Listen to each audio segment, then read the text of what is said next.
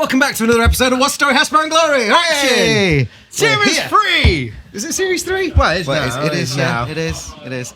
So, we're back. Strange one. It's a strange one today. We're here. It's a strange one today. But an exciting one and a very different episode of What Story Hash Brown Glory.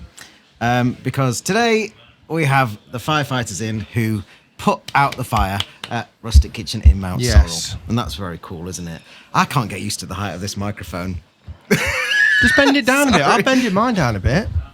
There you go. It still feels very high. Just in your face. Anyway, you know what I mean? See, look, there's a firefighter. There's Show me your fully moustache. fledged firefighter. Moustache, gotta be a firefighter. Right in front of the camera.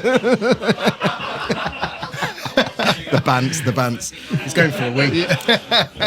Firefighters still need to wee.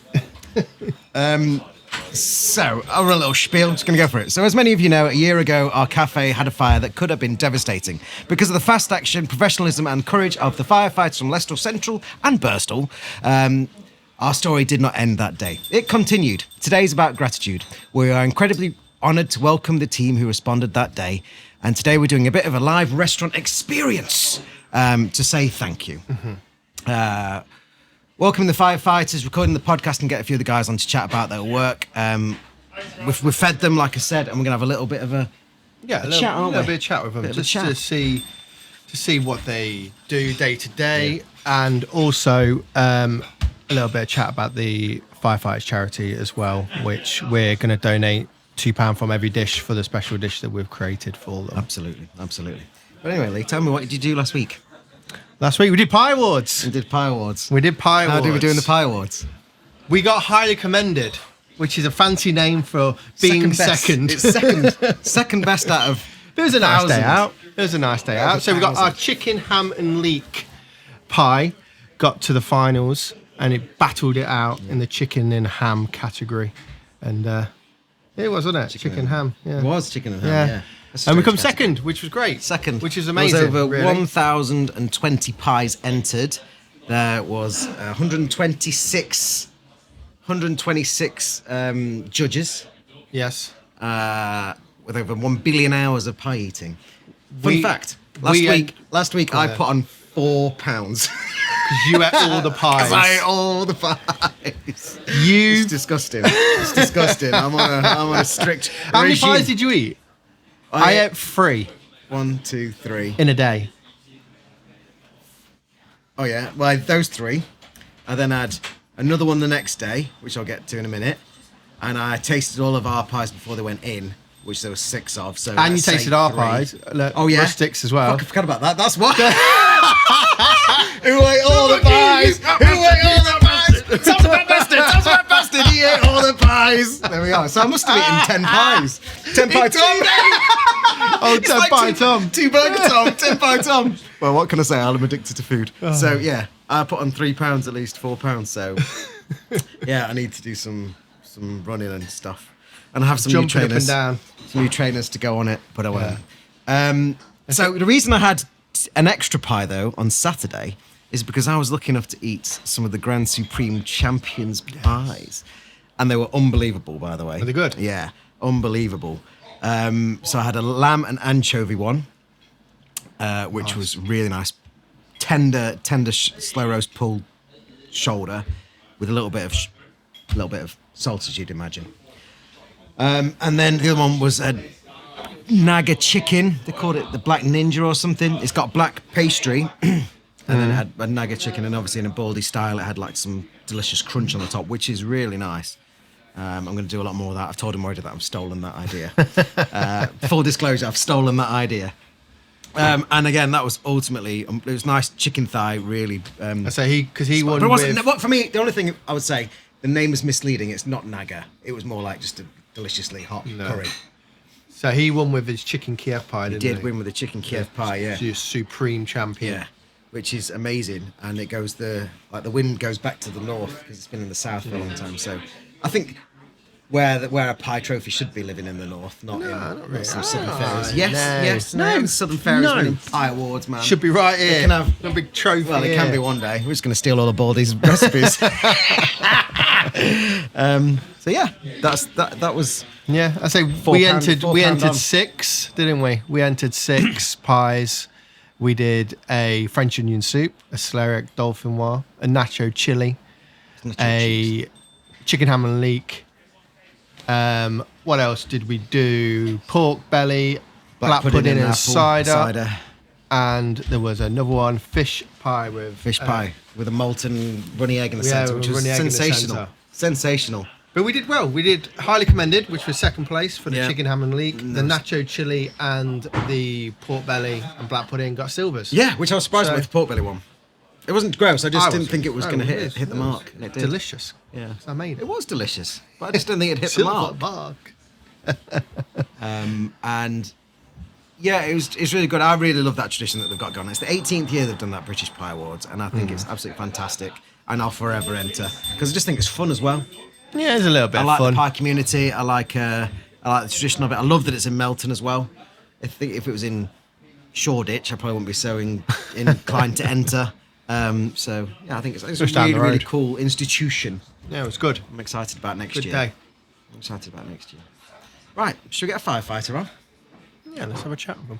So we are welcoming Chris to the microphone. Chris, tell us Chris. who you are, how long you've been a firefighter, and what your job is. Good morning, gents. Yeah, so my name's Chris Platsy. I've been a firefighter for 19 years now. So Wow. tonight's been my 19th year in the service. Yeah, so I'm based out of Birstall Fire Station. Okay. For now. Okay. And what does a day look like for you? I guess just as a general sort of. Days are very varied. You know, obviously Kind of a we're in lovely emergency. brunch at Rustic Kitchen. on Absolutely, Saturday. yeah. Well, that's it. Yeah, that's it. They're not all like this. This is very good of you. Thank you very much. Days are very varied. Obviously, we work long shifts, we work like weekends and stuff like that.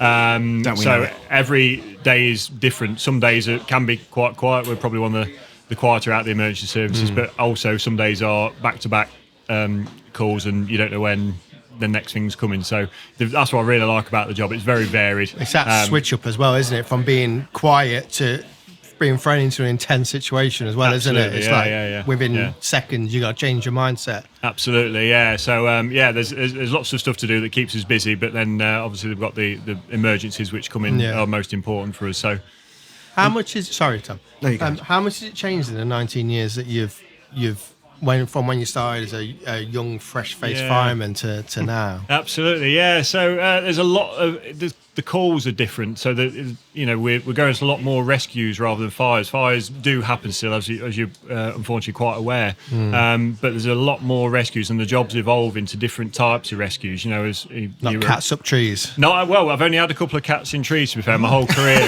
So yeah, not very many at all. There's been animals. Just leave it up there. That's it. Animals get into weird places, between walls and behind washing machines and stuck in different things like that. So Yeah. you get into some funny places. Only a couple in a tree.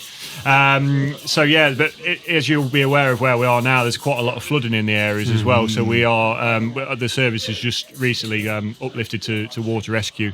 So we do, so especially us at Birstall, it's a new skill for us. So within the last year, we've been taking part in that. So especially in this corridor of the A6, as you're aware, it does get really, really bad. The service has upskilled us to that, which is a new challenge, and it's really, it's good to do new things. So the job is constantly evolved, which is what I like. It's not static; it's always dynamic, different things happening.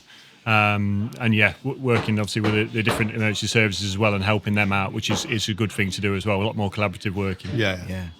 When you mentioned rescue work, I thought it was more like, and I've seen it like cutting out of cars. Not personally, I've not experienced that personally, but I've been up to Birstall, and she was definitely Chris. The other Chris. Yeah, that's it. That's Chris. He showed me that cutting thing on the car, and it like cuts the bar. But it's like a pair of scissors, mate. Absolutely, yeah. Unbelievable piece It's of all kit, changed. that. They're all battery now, so everything's changing and evolving. Yeah. Yeah, some really good stuff and equipment that's coming out now. That's good as well, because if it's on battery, like there's no like cracking of the engine like a chainsaw going Yeah, towards the that's it, vehicle when the person's already traumatised enough. That's it. Yeah, the noise and stuff yeah, like it's that just can really quite affect people. Yeah. And then absolutely. that snip of the car chassis to be Absolutely, saved. yeah, Mad. that's it. Absolutely. Just moving on to why we're sort of asking and things. So when you received the call about the fire at Rustic Kitchen, like what was going through your mind as you drove or raced over here? You raced from Birstall, right? That's right, yeah. So Yeah. we're at Birstall when we got mobilised. It was about 5 o'clock in the morning, and I remember the tip-out sheet saying building fire, and there was an information around about there was a delivery driver that had spotted smoke issuing from the building. And that time in the morning, I remember it being a very cold morning. So is this actually a fire? Has somebody called it in thinking it's a fire, but it could be a boiler flue? We sometimes get that, people have got the best intentions, but sometimes people do call things in and they are false alarms. We'd sooner it obviously be that way and make sure that we come to urgency, but that was floating through my mind. It's a bit of a funny time to have a sort of call like that. I'd never been to this building before, unfortunately, so I didn't know what it was, but it was quite clear when we came down the A6, you could see an orange glow in the distance, so it's quite clear this was a significant fire straight away. So thought process going through my mind, what we're going to need, what's there, is there anybody involved, again not knowing if the type of building, whether there's anybody in here. All these things racing through your mind. Thankfully, we haven't got that much time to think about it because we're here quite quickly because of the distance and the proximity we are, and find out where the other resources are coming from as well. When we got here, it was obviously quite clear that it was already coming out of the roof and the roof was collapsing quite quickly. So quick action by the crew to get and deal with it, really. So you smashed the front door in. Yeah, sorry about that. So we do apologise about that. Front door went in, straight away, and got around the back. The initial crews that went in did a cracking job and got a really aggressive attack straight away. It was quite clear that part of the building was pretty much lost, unfortunately, because of how it had come through the roof. But my concern now was that, due to the age of the building as well, we're looking at it, is it going to spread, and how the buildings are made up, it could spread quite quickly as well with hidden voids and things like that, which you get in the older types of premises. Which there was in that. That's right, yeah. So after they'd done their initial attack and sort of held the fire and controlled it away from this main part of the building, it was all then about, right, let's get people in here as well to start stopping the spread and hopefully sort of prevent as much damage as we possibly can. Again, there was obviously significant damage, but thankfully this looks very similar to what it was, so hopefully other than water damage. In here it's largely it hasn't changed. I don't think we've done a single thing really. In here that's good. it's cleaned it. It was a right mess. That's what we are concerned with. That's what we do take to account as well, the amount of water that we put on these. And of course we use that predominantly for putting fires out, but also we're mindful about how much damage that can cause. So it's about the thing limiting as well. that. It's like, it is trying to, we need to put the fire out, but then you're conscious as well that it's a working building, and you kind of can't wreck other places that haven't been damaged with the fire with water as well. So there's so much to think about during the... Absolutely. The main thing for me was actually making sure that there wasn't any kind of sleeping accommodation here, which thankfully we confirmed quite quickly there wasn't. So there was nobody involved. But again, that time in the morning, there was somebody coming early to start prepping. So what was the initial sort of cause of it? Which again, because we had to force entry, that was quite clear that there was nobody here as well, which is really good. And takes them on, because ultimately life's our most important thing, but quite closely after that is property, because this is your livelihood at the end of the day. So we've got to save that as much as we possibly can, to keep your businesses going as much as we can. That was obviously the main sort of points for us when we got here, and obviously we needed a lot more resources, so getting more of our resources coming to help us deal with the incident. And every fire scene is different. What are some of the specific challenges you faced here? This one here, so again, it was more about, as soon as we get here, it was quite clear that it was significant fire. It was the potential of building collapse was quite high because, again, of how much of the supporting beams of the roof had been lost already. There was tiles already falling off the roof. So the safety of the firefighters going in was obviously my main concern as well, which is always the case whenever we go to an incident. It's quickly weighing up those sort of risk versus benefit of how we're going to attack this fire, but keeping everybody safe as well, because that's the most important thing for us, really. Again, we can get into the building, we can force entry as we did, and deal with the fire, but sort of controlling that main seat of fire straight away was our obviously primary concern, and getting the amount of resources here as well, because engines have to come in from different parts. Tell us about the resource thing, because when we got here there was two fire engines, but by then there was the big old ladder thing. There was that's four right. more engines. Like, how does that get deployed, and did you make the call for the laddery thing? Like, that's it. So what's the laddery thing called? It's an aero ladder platform, or it might be the turntable. I think it was that one. There's a turntable ladder as well, which is ever so slightly different. They're slightly different in design, but they both do the same sort of thing. So it's our initial assessment about how much we need. So I'm thinking about how many people are going to be going into the building and turn over in a breathing apparatus. So we're made up for 4 engines straight away, which we then got a command support vehicle as well, which helps with sort of the running of the incident and sort of coordinating the resources to go with that. Because if I can remember, there was another big fire over somewhere else as well on the day. So that's right, the Leicestershire Fire Force was spread over 2 parts of the country. I remember asking someone, like, what happens if there's another fire? Because now do you just leave, or it's like, no, we're here till it's kind of we're finished, and that's it. That has to be kind of solved by someone else, kind of thing. Absolutely, the control room do a great job, and they are responsible for coordinating where those appliances are, moving them to the places around the service. We've got around about 30 fire appliances, so moving those around to cover the areas, especially when there's multiple incidents going on, is their job, and they do a fantastic job with dealing with that. And then also the multiple calls coming into that room as well. It's not a massive control room, so they've got a lot to juggle around as well by dealing with those resources and putting them in the right place as well when we ask for them. Fascinating stuff, isn't it? And there's so much you just don't know. Like, I'm sure there's a million more questions that people are screaming at the YouTube. The quickness of thought. You know what I mean? Like, when we was there in the summer, it was like you was all sitting around laughing, taking the mick out of each other and stuff like that. And then the alarm goes and everyone's like snaps straight into like work mode. You know what I mean? It's absolutely, and that's one of the things that attracts us to the job. Really, as corny as it sounds, it is like a big family, really, because you probably spend as much time with your people at work as you do at home with the long shifts and the shift patterns. You're probably spending as much time with those people as you are. So working as part of a team is really, really important, and building that team rapport. So you might have observed the guys having a bit of banter with each other, but that's that builds that sort of teamwork and camaraderie. It's just the mind switch. It blows my mind. It's like you can just be like so relaxed and doing that, and then you get thrown into such a serious situation where you don't know what you're walking into. And it's just it was quick as a flash when the alarm. We were just having a chat and the alarm went off. Everyone bolted, and we were like, "Oh, they've all gone. we're in here alone." And then you actually got called back. I was at Central, so you were of course you were. Yeah, got called back. Yeah, because it wasn't a thing. Yeah, but that's what it can be like. It can be just like that. But that's where the teamwork comes in, I think, really, because it's having that laughing a joke, but then switching straight to that mode, and that's where the training comes as well. So multiple training, keep constantly going over the training and repeating the training to get better and better every time. So when it comes to having a call, it's like second nature. So it's almost like muscle memory. You're doing it, and everyone knows their role and where they're at. So that's why we train as much as we do. That's a really important part of the job, because that then preps us for something like this. So we're not panicking. Nobody's not prepared. We're all prepared, ready to do it. Yeah, you got to be cool as a cucumber, haven't you? Absolutely. There's no point. As soon as you start flapping, you lose control, and that's it. So, but that only comes with experience and training for that scenario. So that takes time, and that's why we have a long training process and lots of additional sort of training after that. So it's an ongoing process throughout your whole career. You're always learning. So 19 years in, I'm still learning. You never won't learn. Something's always changing. There's always something to pick up for every incident you go to. Wow, I think that's fascinating. Yeah, it is. Thank you so much. Yeah, really appreciate it. I hope you enjoyed your brunch. No, thank you very much for inviting us. We really do thank you very much. It's really nice to see you back up and running again. We don't get this opportunity. We see devastation throughout the job, but it's really nice to see you guys have got yourselves back on your feet, and it's really helped to where it is. Did you hear that, bad luck? More fires in restaurants. Thanks, guys. Thank you very much. No worries. Thank you. Cheers, guys. Thank you very much. Okay, so quick change of clothes for no one, and we're back with Alex. Alex, you want to tell us who you are, where you come from, how long you've been a firefighter?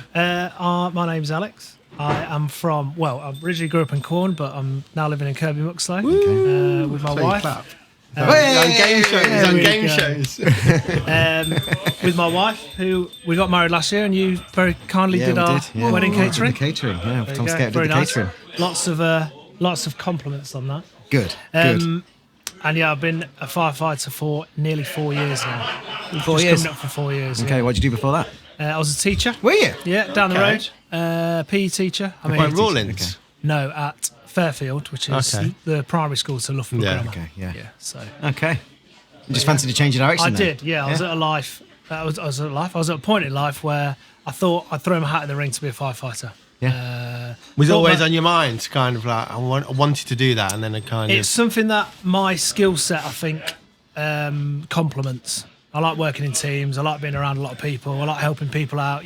Teaching's similar, I suppose. Although you teach on your own, but I thought my skill set sort of complemented it. And I thought yeah, why not give it a go? Yeah. Wasn't expecting much. Wasn't unhappy teaching either. I was really happy with my job. Yeah. You could at some point go back to it, I guess. I could. Because firefighters retire early, right? So they used to be able to. They're not so much anymore. I think you're in it to your 70 then, Alex. I think it's 60. I think basically they used to have a 30-year scheme. Yeah. So you work for 30 years and you weren't, I want to say you weren't allowed to apply if you were over 30. Oh, really? So you obviously got a load of early 20s, only working 30 years, and then they retire at 50/55 or less. So, yes. Why didn't no one tell me about this when I was a kid? I would nearly be done. Yeah, and the pension was better back then as well. So you used to get a really good pension and Tom, you don't want to be a chef. You ought to be a firefighter because of these reasons. Holy fuck! Do you think you could have been? I did consider it at some point. I was fed up cooking and I did consider it. Haven't they got a height thing? But but I was like, there's plenty of short firefighters, all right. I mildly considered it for a couple of months and then still went, nah. You'd get the mickey taken out of you a lot. Yeah. All the short people do, but you know. I'm not a gnome. But there are shorter than you in the service, so you know. This microphone makes me feel small. I feel like I should be on my knees going towards it. There's still hope. Jesus Christ. Right, onto the fire roast kitchen. So I think a lot of people can see like the action from the outside. Obviously, they don't know what's going on inside. Yeah. But what sort of preparation is behind that? And can you say a little about the training, the teamwork that allows you to respond so effectively to any situation like that? Yeah. So, oh God, I don't know where to start. I suppose at the start of the day. So at the start of your shift, you do all your checks on the truck. Right. So if you're assigned to a truck, we're on a two truck station. You're assigned to your truck, you check your equipment, your personal stuff, like your breathing apparatus set, make sure that's working, there's a spare one. And then you go round as a sort of group and make sure everything's where it's meant to be and is ready for working. So if another watch has been to a big job, they might have just forgot to pass on that something might be missing or they might have left something. So every 12 hours, essentially, at the start of every shift, you would go and check that. There's also like weekly tests. There's a little computer system that tells you which tests to do. So there's weekly tests, monthly tests, quarterly tests on all the equipment to make sure, you know, something might not have been used in 3 months, as in at a job, but you need to make sure it still works. Yeah, so it's not a test. Well, is it a test for your ability as well as the piece of equipment? The weekly test not so much, but yes, there's like there's a thing called an LPP, a light portable pump. So our truck pumps water, but if we can't get the truck to the water source, then we have to take a LPP. We need to check that works, but also it's one of those things that catches you out a bit. So yes, it is good to get together on that bit of equipment. Right, who can remember how to do this? This needs to be here, here, and here. This is how it works. Let's get it to work. Let's try and get making sure everything's charged and everything's everything's charged. Exactly. So everything essentially, when the bells go, you can just get your kit on and go. So it doesn't matter what you're turning out to. We've had a real life experience of you doing that as well, which is quite exciting. Before you knew it, you're out the door. Yeah. There's other things like. You might have seen out here there was hose reels, quite thin hoses that we bought into here. Yeah. At the end of those is a little collar. Now there's 2 on each truck, 60 meters ish each, and if you wanted to extend that, the little collar needs to be loose, and sometimes it's really tight. And I've been at jobs before where you are on the top of the truck and you're trying to undo it with something from the toolbox. You know, you're trying your best, and people are looking at you. You know. Essentially, they're paying their council tax, aren't they, for you to put out their fire? And they're like, "What are these lot doing?" Like, they're not prepared. So you've got to be prepared for something like that.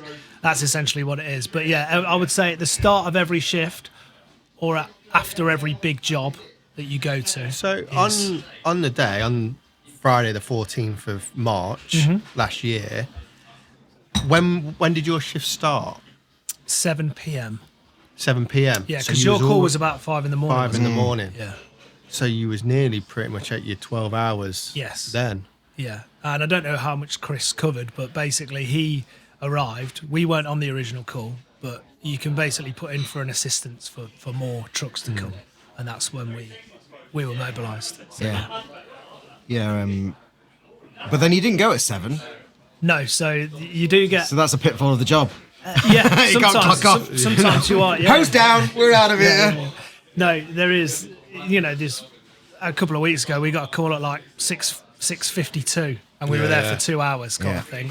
You get paid for it. You get paid overtime, so it's not too bad. But it's just annoying if you got plans or something like that. You want to get off early, or you got childcare. There's a lot of people who want to do the school run and stuff, and they're just stuck and they can't do it, and then they're calling their wives, girlfriends, husbands, etc., and trying to get that sorted, which is a bit of a pain. So did you go home that day and say to Becky, "I've just put Thomas Gator's fire out"? Well, yeah, I actually rang her. So where you been? I went, Rustic kitchen is no more. We won't be going back there for a while. Boo, hiss. But you've done well, haven't you, to get back pretty I quickly? liked it done in about 2 weeks. No, not 27 weeks. Was that how long it was? 27? 8. It was 8 months. It was about November, wasn't it? You reopened, was it? Opened just start of December. Start December. Nice. It was a long road. Graft and grappling. Nice. Shall we say? Yeah, pretty minging. A pretty minging thing to go through. I think, every time that like the kids anyone comes in contact with the fire service, there's always a bit of a reiteration about fire safety. Yes. So I think it's on you today to tell the world, the 5 billion listeners that we have and viewers, all of you, on these cameras. What are like the most important fire safety tips for everyone? Check your smoke alarms weekly. No, seriously, you just need to. How's the best way to put it? Fires always happen accidentally. No one means to put fires. No one means to have a fire at their property or at the business. Like I'm sure you didn't mean to. It's just, I don't. What was it? The end? Some dodgy electrics or old electrics or whatever dodgy, it was. But you didn't mean it. So. No.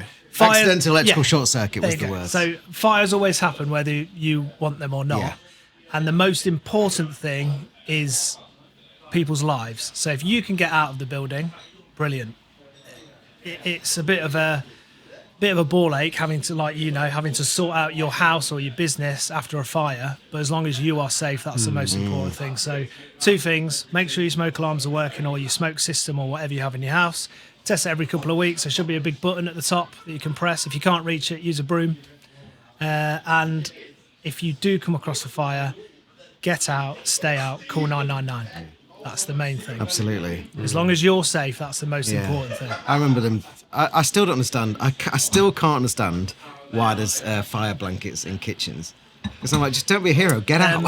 I'm sure that's got to be the rule. Like, well, I just believe I'm getting out. A fire getting out. A fire blanket in a kitchen is quite a good idea, for the fact that people think the best way to put out a fire that is oil-based is with water. No. Yeah, that's the worst thing. Yeah, I've seen so that. if you can cover it with a fire blanket, you're probably not going to put it out, but you're going to smother it of oxygen for a bit, and it maybe make the situation better.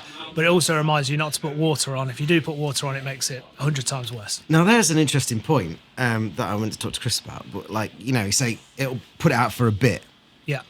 Like the length. You're here for over 26 hours, I think, in total. The firefighting team. Mm-hmm. Just checking that it was still out. Like zapping the area, making sure that the temperature guns. We've got thermal imaging cameras, so we check for hotspots and stuff. It's one of those things. It depends on the structure of the building. Obviously, this is quite an old building, so you don't know what voids there are, whether it's spread into this, that, and the other. That's why I think the high reach appliance did it for the roof and stuff. Yeah, so that's what we can sort of deploy for that. So it's was that for thermal imaging? Yeah, they got a tick on the top of there. So they can have a look. Because obviously it was in the kitchen, but then it hit the wall and then went up into the rafters of the old.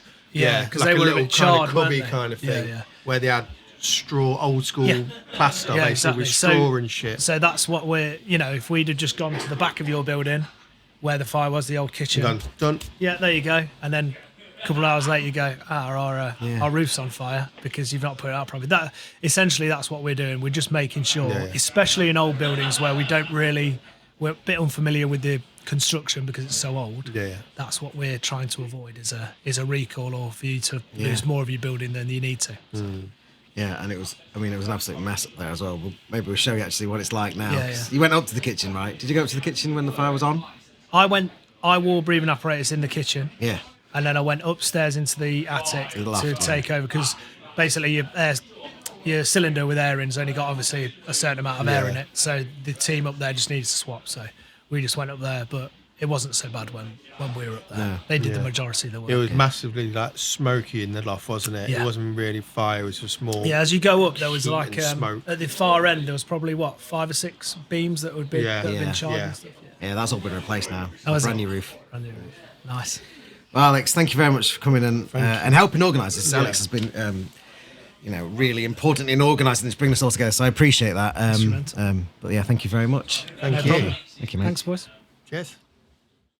Okay, so we've got Jack here who's going to explain a few bits about the firefighters charity. But do you want to tell the listeners what we did to get to this point in terms of the visiting the? Yes. stations? So, basically after the fire, we was basically super impressed with everyone, and we really wanted to repay you in some little way, kind of just to say thank you with everything you did on that day. Obviously, just putting out the fire, but the way you handled us, the way you spoke to us, it was really nice, wasn't it? You know what I mean? So The bedside manner is, I don't know if you learned that, but it was literally like we really impeccable. appreciated It was just like very calming, and we're going to do this and we're going to do that, and just put us at ease all the way through the day, in the disgusting situation that we were in. So through the summer, we got a few ideas together, and we thought, let's design a dish. So we come to the Central Fire Station in Leicester, and chatted to all you guys about the kind of stuff that you ate on normal shift, and what was your preferences and stuff like that. And it was kind of like eggs, Lots of eggs. toast, Chorizo. avocado, and if there's any meat in there, it'll be like a chorizo and stuff like that, and obviously spinach as well. So we went away, come up with a dish which you've just tried now, and we put it on the menu. And we're going to donate £2 from every single dish to the firefighters charity, which I think we're standing at with 121 at the minute. Yeah, 121. So We've that sold so far. equates to £242, obviously. Yeah. She did some quick maths before we came on air. And we've still got a month. Yeah, we've got a month to go. So it's going to be about Yeah. 500 quid, I think, ultimately. And when this goes out, I imagine it'll go a bit more. Yeah. It'll catch fire. No, definitely. That's good. So tell us about the firefighters charity then. So what do they do? How does that all happen? What is it there the for? firefighters charity. It's a support service for serving and retired firefighters, but not just firefighters, their families as well. So it supports firefighters if they've been injured and they have to be off work for a long period of time, or they can't go back to work. It supports their family financially. It can support them with finding other work potentially, or supporting families through bereavement, but also like supporting them for well-being services and mental services. Obviously, a lot of jobs that we go to that can be quite harrowing, and quite. There's a We lot just of heard trauma a terrible involved. story in that, Yeah, there's a lot of trauma involved. So there's only so much of that you can take, and if you're not processing that in the right way, it can get on top of you, can't it? So the firefighter charity helps with that. Yeah.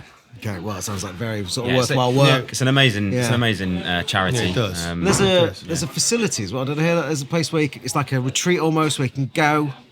I think there are things like that they do.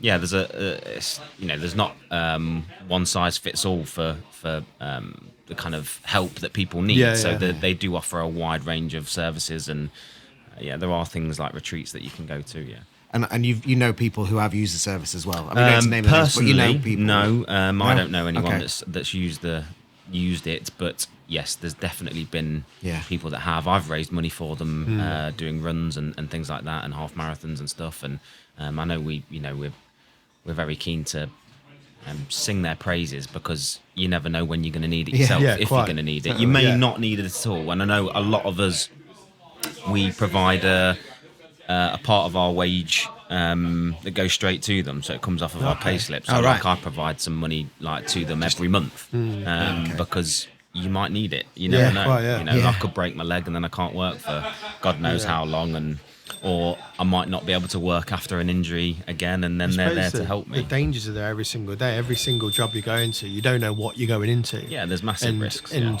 something just could affect you in a different way. And then when you go to another job, you don't want to I don't want to say freeze on the job as in because you're thinking about another job kind of thing. And it's just getting that general help all the way through to make you work at the best of your ability kind of thing, isn't it? Yeah.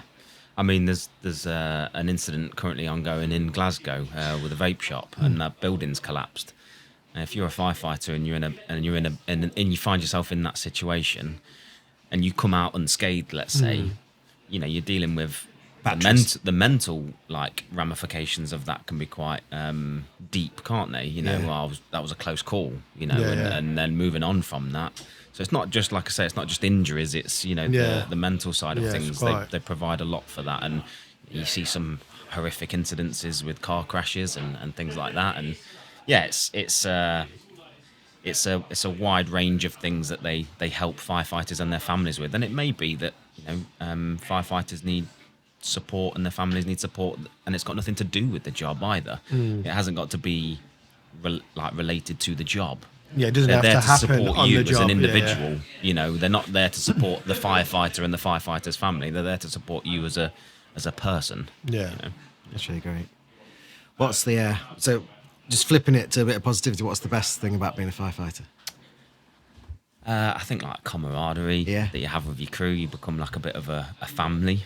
It's like a family away from your family at home, you know. You can see that as well, like when you're all chatting in there, and it is like that the band's flying around and stuff, and everyone gets on with each other. Yeah, everyone looks like everyone's back. Yeah, I mean, what other job can you say? Like, you know, you put fires out and you cut cars up, and you know, like you literally live every little boy and girl's dream, don't you? You know, when you grow up, like people ask you what do you want to be? It's a policeman or a firefighter, or you know, a doctor, a nurse, or you know, things like that. And I get to do that. It's wicked. You know, I get to spray water at. How long have you been a firefighter? Only 2 years. Oh right, okay. Yeah, relatively new. Yeah. But yeah, it's the best. What did you do before that? Then? I was in nursing. Okay. Before that, I was in content writing and copywriting, and oh right, okay. Doing similar sorts of stuff to this. Okay. So yeah, I've done a range of jobs. COVID hit, wanted to retrain, went into nursing. Oh, cool. Worked through COVID, beat me up a bit, and then I just thought I need to do something that helps people, and I wanted to still had that desire to do that, and found this. I mean, I'm mid-30s, so I found it quite late, but there's some that obviously join early 20s. You know, but I'm so glad I found it. It's the best thing. Yeah, it won't take an 18-year-old to be a firefighter, right? I guess you can't be so wet behind the ears. You've got to have a bit of life experience. No, yeah, Oh, really? I think previously there was like age restrictions. There were like a long time ago. There was height restrictions. You had to be. We've already discussed that. Don't bring it up again. Like obviously fitness is a big thing as well. You've got to be a certain level of fitness. But now obviously you can't discriminate against height and age and all of that sort of stuff. So yeah, if you're 18, I suppose it's just about the training as well. You're good enough. Whereas like before, they probably thought, life experiences, but now like the training's that good. Yeah, they'll turn you into a firefighter. Yeah, if you're willing to learn, you can be a firefighter. 100%. People always think it's this unattainable job. Yes, you've got to have a level of fitness and a level of mental fortitude, but good word. and resilience, you know, that sort of stuff. Yeah, thank you. Still there, you still got it. Yeah. But yeah, no, if you're willing to learn, then you can be a firefighter, 100%. Because we're constantly like, there's people in that room that have done 20 odd years, let's say, or you know, they're still learning. They go on a job next week and it's something new. They're still learning. So you never finish your learning experience. First, 19 years in. Yeah, like every day is different. Like every single day. You don't know what you're going into the next day as well. Absolutely. Yeah. It could be just chatting around the table all day, or you could be at the biggest fire you've ever been at. You know what I mean, kind of thing. People liken it to you being a coiled spring. You know, you might go through a day where you get some like false alarms and there's nothing really happening and all of that sort of stuff. You might have 5 jobs in a day, but there've been nothing really, you know, going to false alarms and all of that. But all of a sudden, bang, you've got that big job and you've got to jump into action and recall all of your training and make use of it. Yeah. I suppose that is the exciting part, but also the really scary part as well, isn't it? Yeah. I think everyone in that room, most firefighters, they're adrenaline junkies. Really, they thrive for it. They want that experience. Yeah. No one wants a place like this to, for you guys to experience what you've experienced. But we get into the job to put fires out and save buildings and do what we can for people. And of course, we don't want that to happen. But when it does happen. But it's just the calmness you do it as well. Yeah. You know what I mean? It's all smooth. There was no panic at all. I think there was panic from us. I think I know a lot of like the like crew managers, watch managers, stuff like that. They're obviously in charge of the incident, and it's a reflection on them, really, their crews. So, how they operate the incident ground, their crews will kind of fall in line with how they are. And if they're quite calm, the crews are quite calm, and you don't get jobs done by panicking. Yeah. You've got to remain calm and focused and have an understanding of what to do. But no, I think we all understand that it was your worst day. Yeah. So we're not going to be all laughing and joking and running around panic. We want to get the job done and get it done well for you to try and have a building that you can use at the end of it. I mean, ultimately that was it. It was the quick thinking. There was action happening, and it saved. The building was stood in now, or sat in now, and the one at the back was toast. But that's just part of the story. That's where it was. Yeah. Really, thank you so very much. We appreciate your time. I'm glad you enjoyed your breakfast. Yeah, it was lovely. It was really nice. Very much. Really good. Hopefully it hit the mark. Yeah. Yeah, everything a fireman likes. And we really appreciate your hard work. Thank you very much. Thank you. Cheers, buddy. Thank you. Well, that was quite humbling, wasn't it? It was very nice. That was a good thing. That was a good thing. Very well done. I'm glad we've done that and said thank you to those firefighters. It was just nice showing them around as well. It was. I bet they don't actually get to go back sometimes to where they've been, because a couple of them were like, "Oh, this is where I was on the day," and they went up here to the loft and stuff. Yeah. Very good. They all enjoyed it. They all had a good time. I'm glad we repaid the debt. So if anyone wants to support the Firefighters charity, just search Firefighters charity. I'm sure you can give something. Or you can come down to Rustic Kitchen and buy the 03 Papa 51432. We'll put a link here. Echo Lima. Adam's job. Which it is was the dish. 30 Papa 1. 30 Papa 1. Because that was the name of the fire engine came here. It's all entwined. 30 Papa 1. So you can get that for the next month at Rustic Kitchen. We'll have that until about the end of April. And then we'll move on. Thank you very much for your support. Remember to like and share and tell your friends about the podcast. Just so you know, Ashley's putting a very silly face whilst we say goodbye on this podcast. Go on, heckle us, heckle us. That was the worst heckle ever. Come on, worst heckle ever. You're not a football hooligan. So I'm going to tell you a story as well. Oh. So during the podcast, Lisa was going to climb a tree, so the firemen were going to save them. Save me. I'm a damsel in distress. I'm stuck in a tree. We broke the fourth wall. And all etiquette rules with hanging out with firefighters. Every single episode, we should have a crowd. Cheers. I don't like it. I'm very distracted by it. You are very distracted by it. Very distracted by it. It's very humorous because you like that. I don't play this game. I don't know how they can do it on. Like in actual real productions. Like when they got it in the rear and they're telling them stuff, how they can do that, I do not know. I'm ruining my chances of being on the BBC, aren't I? The sniggering there, so we've got to go. Right. Bye.